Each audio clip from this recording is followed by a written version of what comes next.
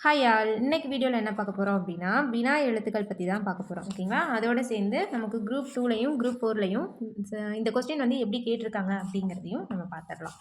வினா எழுத்துக்கள் அப்படின்னா என்னென்னா, வினா பொருளை தரும் எழுத்துக்களுக்கு வினா எழுத்துக்கள் என்று பெயர். நம்ம கேள்வி கேட்குறோம், ஏன் அப்படி செஞ்ச, எப்படி இது நடந்துச்சு அப்படிலாம் கேட்குறோம் இல்லைங்களா? இதில் ஏன், எப்படி இப்படி வர்ற இந்த வினால ஏன்னு வர்ற அந்த எழுத்தும் ஏன்னு வர்ற எழுத்தும் வினா எழுத்து. இதை தான் பார்க்க போகிறோம். சில வினா எழுத்துக்கள் சொல்லின் முதலில் இடம்பெறும், சில வினா எழுத்துக்கள் சொல்லின் இறுதியில் இடம்பெறும். இது என்னென்ன அப்படின்னு பார்த்தோம்னா ஏ, யா, ஆ, ஓ, ஏ இந்த 5 எழுத்தும் தான் வினா எழுத்து. ஓகேங்களா? வினா வகை வேற, வினா எழுத்துக்கள் வேற. வினா வகை 6 வகைப்படும். வினா வந்துட்டு 6 வகைப்படும். என்னென்ன? அறி வினா, அறியா வினா, கொளல் வினா, கொடை வினா, ஐய வினா, ஏவல் வினா. அது வேற.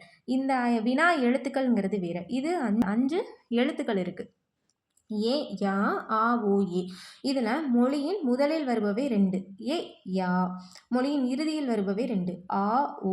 மொழிக்கு முதலிலும் இறுதியிலும் வர்றது ஒன்றே ஒன்று தான். அது என்னென்னா ஏ. ஓகேங்களா? இந்த ஏ, யாக்கு எடுத்துக்காட்டு எங்கு, எவ்வாறு, எப்படி இதெல்லாம் வந்துட்டு அதுக்கு எடுத்துக்காட்டு. யார், யாது, யாவை இதெல்லாம் எடுத்துக்காட்டு. ஓகேங்களா?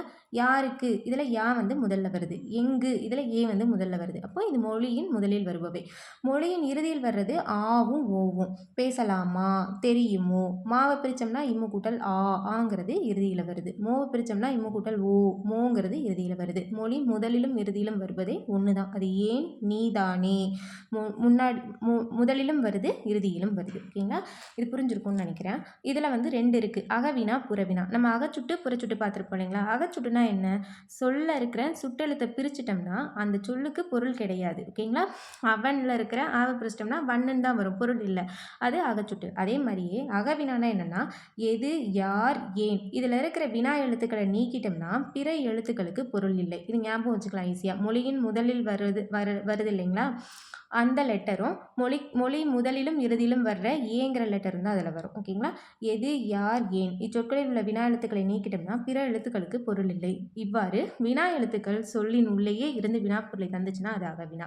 வினா எழுத்தை நீக்கிட்டோம்னாலும் சொல்லுக்கு பொருள் இருந்துச்சுன்னா அது புறவினா. இதுதான் வித்தியாசம். ஓகேங்களா? புறவினா பார்த்துடலாம். புறவினானா என்னென்னா அவனா, வருவானோ.